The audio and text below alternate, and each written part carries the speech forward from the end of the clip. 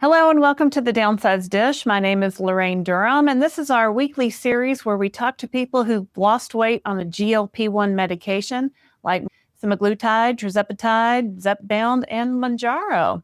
Welcome to the Downsized. Our channel talks about everything related to GLP-1 weight loss. We put out videos every day on these topics, so I hope that you will go ahead and like and subscribe to our channel. We hope you'll come along with us on our GLP-1 journey.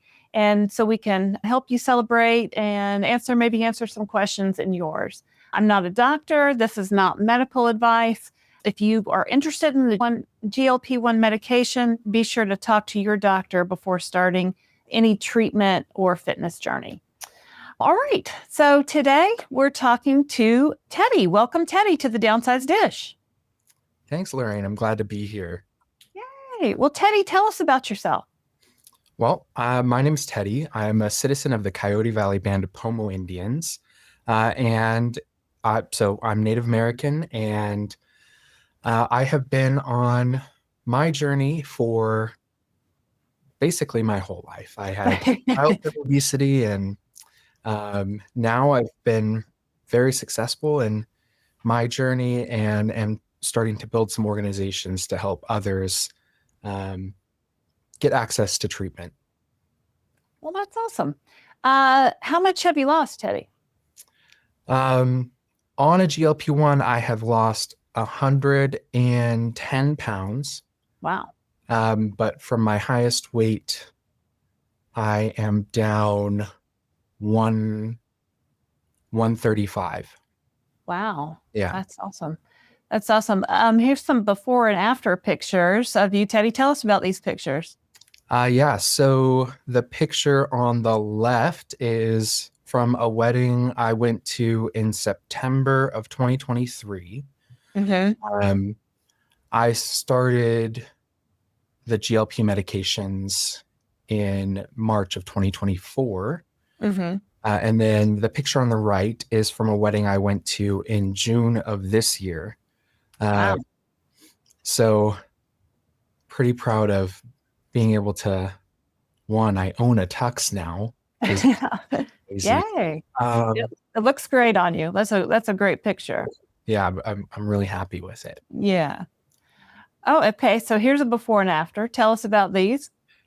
So these are pictures when I started my weight loss journey overall, and really got serious about it. It was in 2022. Mm-hmm. So the picture on the right here is from 2022, and I weighed 325 at that point. Okay. And the picture on the left is from a few months ago, I think March of this year. And that I weigh I think I weighed 195 at that point. So. Oh, wow. Okay. And how tall are you, Teddy? I'm 6 foot. Okay. Yeah. 6 foot. So are you at your goal weight now, or where you down? When I started my journey, I wanted to be about 180. Mm-hmm. I'm in the 190-ish range right now, and I'm happy where I'm at. I'm not, aching to get down to 185. It would be nice, but I'm at a place in my journey where I'm comfortable in my body. I feel great. I feel healthy. Of course, there's always things that I'd want to do differently, but I'm not trying and actively working hard to get to. It's important to get to where you feel good and you're comfortable. You can live your life, and which medication are you on, Teddy? So I have been on brand name Zepbound since I started my journey. I recently lost health insurance, so. Oh no! Yeah, sorry. It is what it is. I'm much happier being where I'm at now than I was a few months ago. So it's all good. So I'll be moving to a compound Tirzepatide here Gotcha. very soon. I just took my last pen Oh from no. out and stuff. No. Oh gosh, that's so hard. What dose are you on? I'm on 10. I just Yeah. moved up to 10 recently. For most of my journey, I was on 7.5. That worked Mhm. really, really well for me up until the last few months. Hmm. So How on, did it yeah. how did you know that it was time to move up to 10? Um, I had I had no what am I trying to say? Food noise came back or you were Yes. getting hungry? Yeah, Yeah. exactly. So the food noise came back, which was okay for a little bit, but then um, my weight was just starting to soar upwards. So Oh, um, at that point, I was like, it's not working on the inflammation anymore, and okay. that's important to me. So went or not back up, but went up to 10, and it's been great so far. It's been great. Yeah. Did you have any other health issues when you started the GLP-1? Oh yeah. I think the biggest trigger for me on really deciding that I needed an additional tool was that I was borderline diabetic. Mm. My A1C was zero point 0.1 before they would diagnose me. And I was like, okay, I need out of this because my whole family on my father's side, that's the native side of my family, almost every single one of them has type 2 diabetes. Oh, wow. And I didn't want that. I've seen what their lifestyle is like and what it's like to live with diabetes. And, they don't have the kind of resources that most people have when it comes to treatment of diabetes. So it's much more of a struggle for them. And I just didn't want that for myself. So When you say they don't have the resources, what do you explain what you mean by that? yeah, so for most Native people, they rely on um, federal health care, the Indian Health Service, for um, everything you would think you would need for healthcare. Mhm. Sounds nice to have a government healthcare that is covering everything, but in all honesty, it is not what it's supposed to be. Mm. You have long waits for access to care. You are restricted to what you can um, get for medications. Mm. Um, and the doctors who are treating you are usually they're not they're not the best. They aren't culturally aware. They don't know how Mm. to treat Native people, and they're not Native Mm. people treating other Native people. Uh, Huh. and that's difficult when you Yeah. don't know the people and the culture and the heritage of the people that you're treating. So when it comes to diabetes, it's very prevalent in Native communities. It's something Mm. that I'm trying to work on an organization that focuses on um, getting access to care for not only obesity but really all sort of uh, metabolic diseases. So Mhm. diabetes, liver, fatty liver disease. And what's the name of that organization? Right now, the working name is the Center for American Indian Metabolic Health. Okay. We're gonna change that because it's a little long, um, and I don't think the general public, especially in Native communities, knows what metabolic health is. Mm. Uh, Yeah. those of us who are actively working in metabolic health spaces know what it is, but if you go up to anyone and say, how's your metabolic health? You know, I don't know. what is that? Yeah. Yeah. So probably changing the name soon. Well, and I've also seen you on TikTok. So tell us a little bit about your TikTok. Yeah, so I started almost immediately when I started taking these medications. I felt like there weren't as many men talking about their journeys with GLP-1s. Now I think it's very prevalent. There's a lot of men in this space, which is great. Uh-huh. But then there are virtually no Native people who are talking about this. Interesting. And so I felt I could document my journey and talk about my experience with the medications, any side effects I was having, and that's kind of how I started. And I've grown my account there, and I'm trying to expand a little bit more. I'm kind of like in a entrepreneur phase right now, so I've also started a sort of native news, just on Substack, Cool. talking about different native issues around the country and the things that we're facing. The idea was to focus on health specific items, but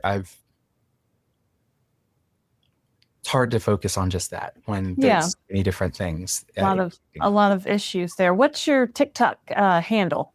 It's at McTeddy, MCC Teddy. MCC Teddy. Yep.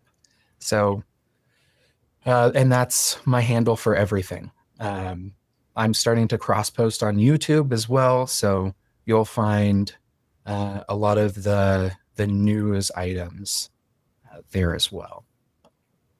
Great. Christopher just put up your handle there. Yeah, I think I've also seen maybe some cross posting on Instagram as well. Teddy and I met at the Obesity Action Coalition conference this past June. It was a lot of fun. What brought you to that conference, Teddy?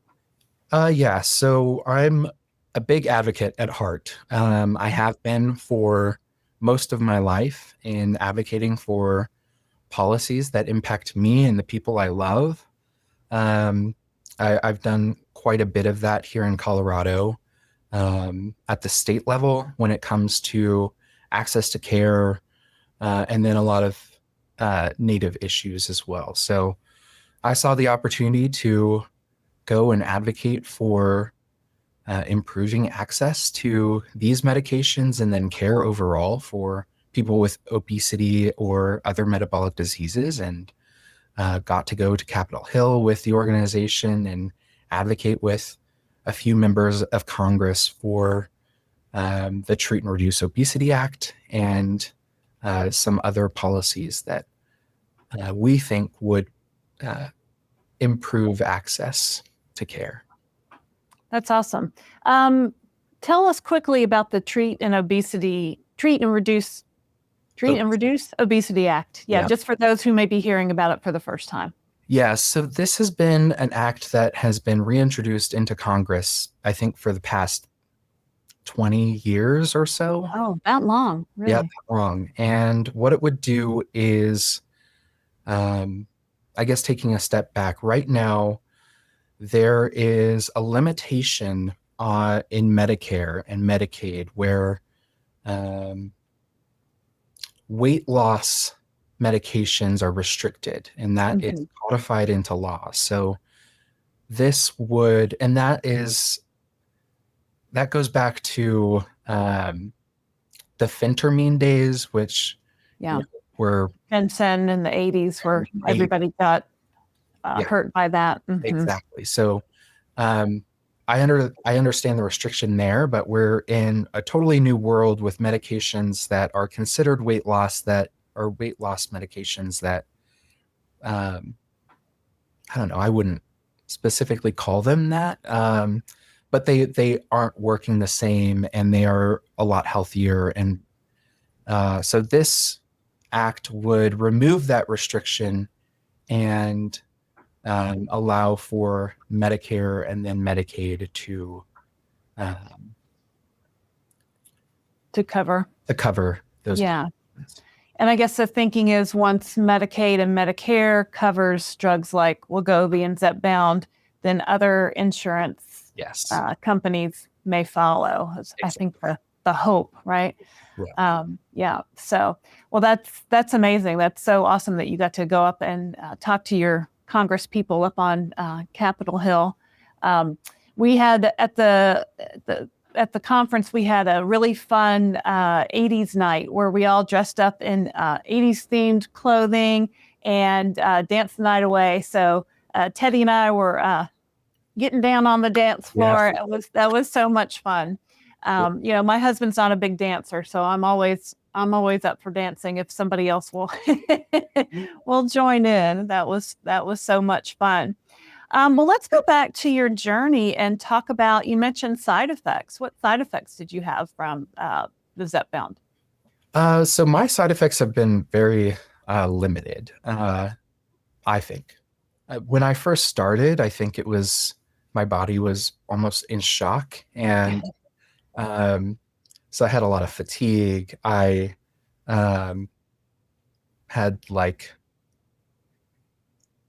severe, I don't know if I want to say this. It's severe constipation. Oh, so. Yeah, I mean that's my main side effect. Yeah. So how did you remedy that? Really, I was just trying to improve my fiber intake, make sure I was tracking exactly what I was eating at that point, and eventually, I think my body settled into what was happening and moved it on through. Yeah. So to speak. Yeah. Yeah. And then a couple times I have had sulfur burps. Yeah. And usually for that, I'm just taking chewable Pepto, and that works wonders. Yeah. You talked a little bit about tracking your food. Did you track while you were losing weight? When I first started, I was tracking way too much, I think. I was tracking every single thing. Yeah. And I think it got to a point where it was it was impacting my mental health to be tracking that much. I get it. Yeah. Mm-hmm. Laser focused on certain things that I shouldn't have been. I think it was great to do that at the start. Probably shouldn't have gone full in on that kind of behavior, but now I don't track every single thing. I track water intake, fiber intake, and protein intake. Well, those are the basics, right? Those are the things you need, even as you're, going on and maintaining or, going along. Yeah, for sure. Do you use any particular app or method of tracking? No, I don't right now. It's just kind of in my head. I know where I'm at. Gotcha. When I first started, I think I had 3 or 4 different apps that I was tracking between my weight, and every food thing. I think I was using MyFitnessPal, I think is what I was using at the time. Yeah. What's your protein goal? Right now, my protein goal is 120 grams of protein, which I think might be lower than most people. I work with a dietitian, and that's kind of where we settled. Okay. So when I first started, my protein goal was 200 grams. Oh, and that's a lot. Yeah. It was difficult to reach that every day. Yeah. Do you have trouble getting to the 120, or do you find that pretty achievable? No, I find that pretty achievable. I drink a lot of protein shakes that have a lot of protein. So really just 2 of those gets me halfway there, and the rest. What kind of things do you like to eat? Oh, I'm all over the place.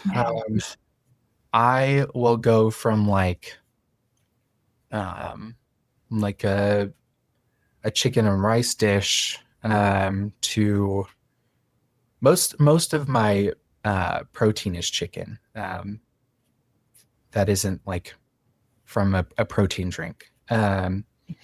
So almost everything I have is chicken occasionally. So for my birthday this past week, I had a nice steak dinner. Ooh. But I try to keep it easy otherwise. And yeah, I think we're having lasagna tonight, so I'm looking forward to that. That sounds good. Do you do any cooking? Yeah, so I try to cook as much as I can. When I first started, I was doing a lot of cooking. Now I've gotten maybe back into, we go to Costco and we'll buy um, some of their pre-packaged food, and that works for me. But every once in a while, a couple times a week, not every once in a while, times a week, I still cook. Well, that's good. That's good. Let's see. Let's talk about exercise. Did you do any exercise along the way? Yeah, so when I first started, I was exercising almost every day. I do like 5 days on, 2 days off. Um, when I first started, I was doing a lot of cardio and then moved into some more weight training type exercise. And then around the start of this year, I decided that I didn't want to do that. So I got tired of it. I think I overdid it a little bit. And so now I'm just doing some like small exercises at home, walks around the block, things like that. Yeah. Well, I saw lately on your TikTok, you're giving yourself a scale challenge. Yeah. Tell us about the scale challenge that you're doing. Yeah, so that actually stemmed from the conference we were at, where Summer, the dietitian, talked about how she did a month-long challenge to herself of weighing in every single day of the month. I think that people on our journeys have a difficult relationship with the scale, and For sure. it can cause a lot of strain because when you hyper focus on that number, it ends up not being a good thing, and any sort of small fluctuation can feel life ending. Right. And so I wanted to show that those fluctuations are normal, especially for those of us who are on these journeys and who are taking, weekly injections that naturally is going to cause a weekly sort of cycle in how our weight fluctuates. So I've been weighing in every day. Yesterday was day 14. And so, yeah, it's been interesting to see the data so far. And I think it's important for people to know that those fluctuations exist, and that, it's okay if the scale moves up or down and then back up. It's not necessarily something that you're doing. The body is just naturally going to do that. It also makes a difference when you weigh in every day. If you're in the morning or in the afternoon or in the evening. Yeah. You got to weigh at the same time of day. Exactly. Do you weigh in the morning? I weigh in the morning. Yep. Go to the bathroom and weigh in. Yeah. Same. So before you did this challenge, how often did you weigh yourself? When I first started my weight loss journey, I was weighing in once a week. Okay. I didn't want to focus too much on the weight specifically. I wanted to focus on improving my health and using that number as just an additional data point. Yeah. So I would usually weigh in 2 days after shot day, uh, Okay. because I thought at that point that that was when I would be at my lowest for the week. It wasn't always the case. But yeah, I think my main focus was on the sort of overall and holistic health rather than The uh, number. number on the scale. And Yeah. that's been, I know we had talked about the other health issues. I only talked about one, but, I do have MASH, which is a liver disease, a fatty liver disease. Oh, Uh, okay. I have sleep apnea, Mm, asthma, um, um, high blood pressure, and for almost every single one of those things, those have improved that's great. Yeah. for every single one. So I was very, very much not healthy, and I've reached a point. Um, I just did a ton of blood work with my doctor, and Hmm. um, I'm in a very, very good place from, Well, that's great. yeah. That's great. That's great. It's interesting that you mentioned shot day correlating to a particular weight. I think I saw you post on TikTok. You and somewhere around in your journey, you dropped a few pounds. I think from your like Yeah. the weight you were maintaining, right? And I Yeah. said, "Oh, well, was it shot day?" Or and what did I think was that the case? Yeah, I think it was. So I think it was a mix of a few things. So at that point, it was 2 or 3 days after shot day. Mm-hmm. So it was really like kicking in. And then I also had been wearing a medical device just because I had been having some like dizziness and um, fainting going on. So Oh no, that's not good. I had a heart monitor on that got taken off the day Okay. before. I Uh-huh. didn't think it was, a couple pounds worth, Yeah. Probably not. Yeah. but I think Yeah. that also contributed to it. Yeah. And how do you feel about weighing yourself every day now? Have you kind of settled in and you see those fluctuations? Are you okay with that? Yeah. Yeah, I knew what I was getting into when I started this. I wasn't going to let it bother me, Yeah. because I came into it with the mindset of this is just an additional data point. Um, there are so many other things that you can use. When I first started, I was doing body measurements. I was doing Mm-hmm. my um, hip, waist, thigh, and neck. Mm-hmm. So I was doing that weekly also because there'd be Oh, weeks when I wouldn't drop or I would even gain weight, yeah. but my waist or hip would drop significantly. Yeah, that's great to take your measurements. That's something a lot of people I think forget Yeah. about, me included. Do you know how many inches overall you've lost off your different parts? Um, Gosh, I actually haven't measured. Actually, yeah, it's been about a month since I measured that. Yeah. Well, what about your pant size? It looks Yeah, like you've been buying inside. smaller clothes. So I went from a 42 to a 32 in my pant size. Wow. Yeah. Wow. I did. I know my jacket sizes changed, which I guess is chest. I was also measuring chest. Mm-hmm. I went from a 57, I think it was, Mm-hmm.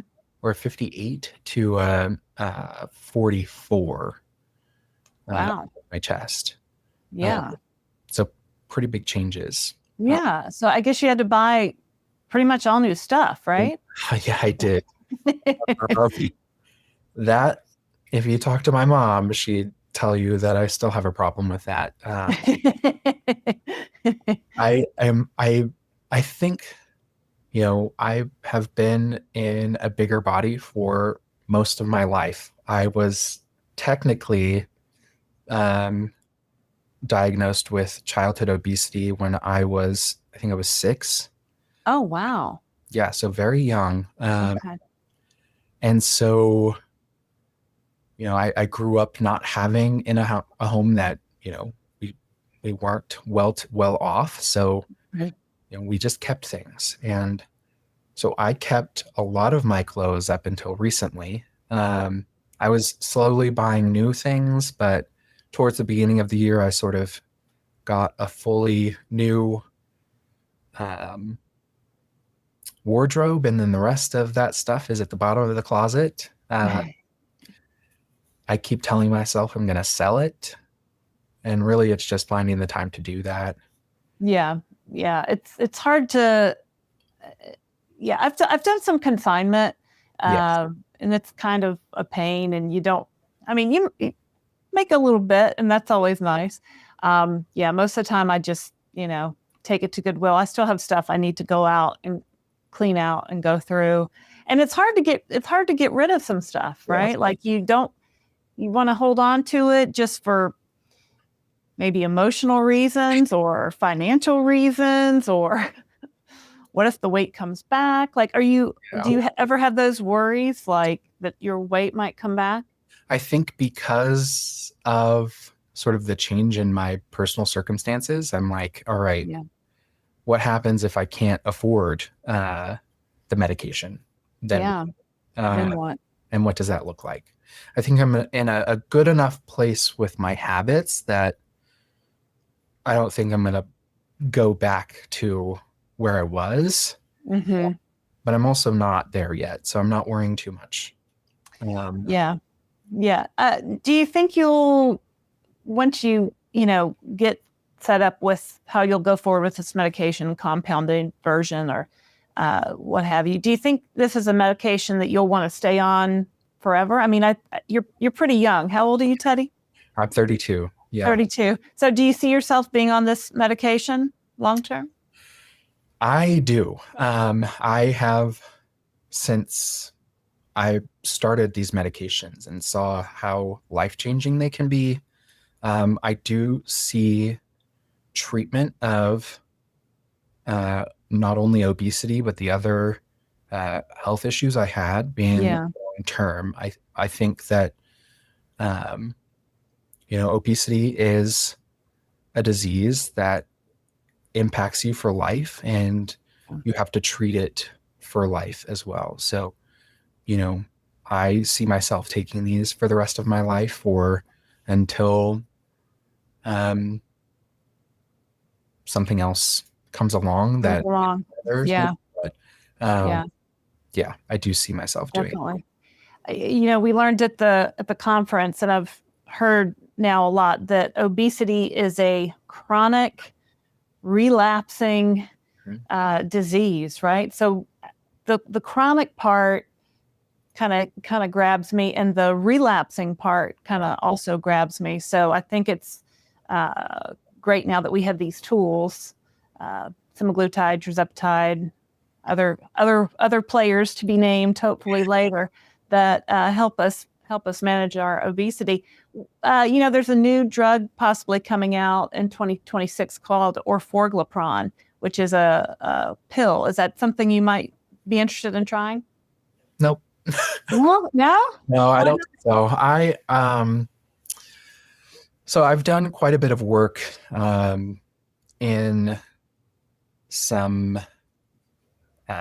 with some pharmaceutical companies, doing advisory on some of the medications that they're bringing forward to market. And I've seen some of the research on the pill forms. Mhm. And, I think these types of medications, when you take them in pill form, they have to be in such a high dosage. Mm-hmm. Oh. And usually that means you're having to take them daily. Mm-hmm. And I don't know what it is about me as a person. I just hate taking a daily pill form medication. I don't know what it is, but between those two things and knowing the success I have on the shot version, I just don't see myself. It's not broke, so don't fix it, right? Exactly. But I will say, I know far too many people that won't use a shot form. Mm-hmm. So this will be life-changing for a lot of people to be able to have that pill form Yeah. and have it be successful. That's a great point. And I guess maybe just the whole thing about going through your liver, and you have a liver issue, so that might not be the best either. Let's see. What else? Let's talk about, do you have any like great tips or anything for someone who might be starting a GLP-1 medication, what you might tell them?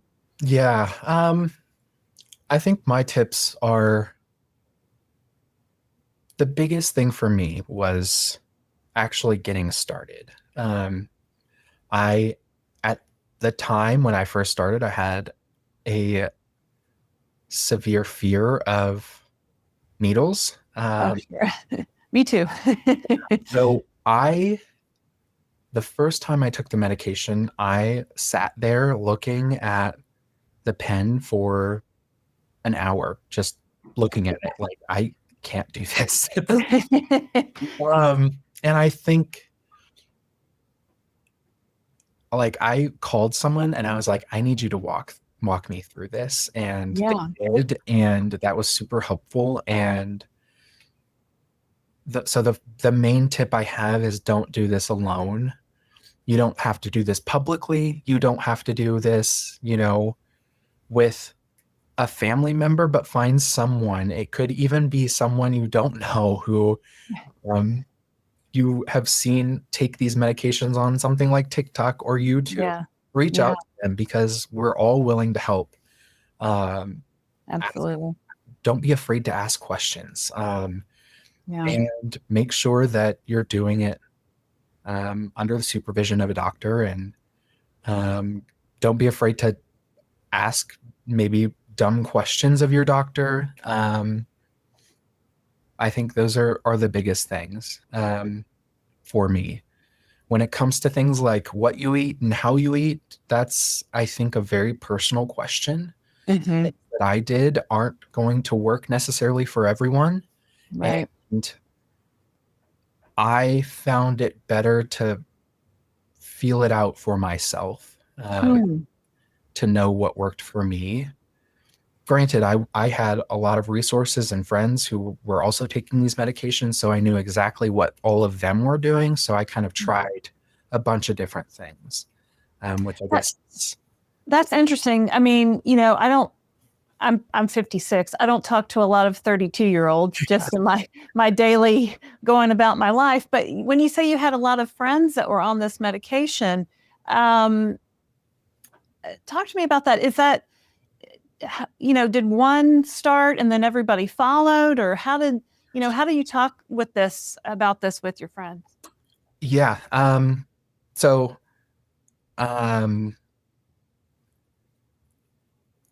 really, it was just like a realization. No one was talking about it. A realization when I first started that, oh, we're all doing this. We just didn't want to talk about it with each other. Gotcha. And Gotcha. I think there's still, maybe less so than 2 or 3 years ago, of a stigma with taking these medications, where people think it's cheating, or Right. it's hard to have those discussions with friends and family members, that Mm-hmm. you're taking a medication to treat something that really is out of your control. Right.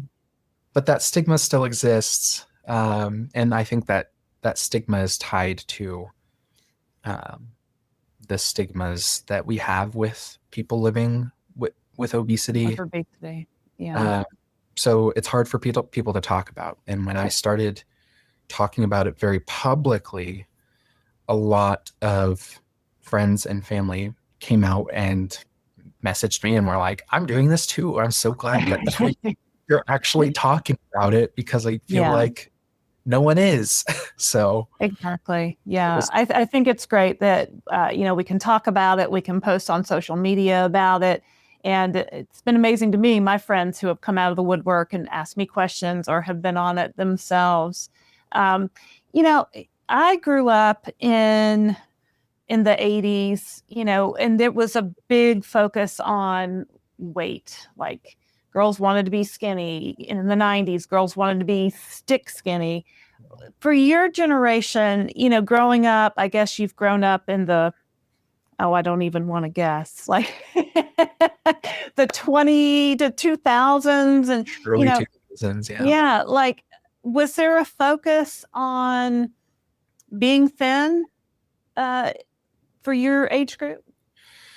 Yeah, I think there definitely was. And I think a lot of that, my mom grew up in the 80s, and that I think sort of passed on to me. My grandma was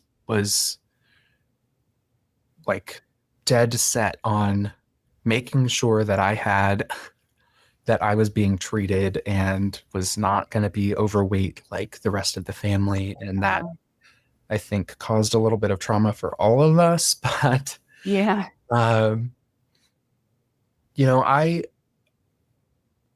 I was lucky to grow up in a sort of sheltered community where bullying was looked down upon. I don't think, I didn't have friends or even other people in the school that were bullying me for my weight, which I am very lucky to not have had that experience. Yeah. I do think that our generation still did have a little bit of that pressure of wanting to be thin, and yeah. But I think it's gotten to, I think this newer generation is when we're seeing a lot of that changing. And I think part of it has to do with these medications and the reframing of obesity as a disease and not like a personal choice. Like I definitely went out and, decided I want to be overweight. So. Yeah. Nobody wakes up and chooses obesity, right? It's a disease. Obesity is a disease, and it's not our fault, right? Yeah, so I think that we can't say that enough. Yeah. Right. We just can't say that enough. So, well, thank you so much, Teddy, for spending time with us today. It's been great talking to you and getting to know your story. I hope to see you again at the next Obesity Action Coalition conference.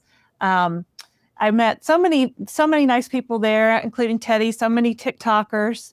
So I've been dabbling in TikTok a little bit. My girls are 19 and 20, and they're like, "Mom, you really don't get on TikTok." Mom, don't do it. I'm like, "Oh, wait, but look at this one that I just made." And they're like, "No, Mom, no." I'm loving them. They're just jealous. Yeah. Well, thank you.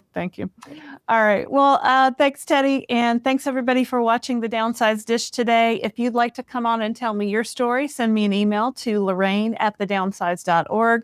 I'll send you a link to our scheduling app, and we'll get you set up. It's just that easy. So please like and subscribe to The Downsized. We put out videos every day, so we'd love to have you follow along with us.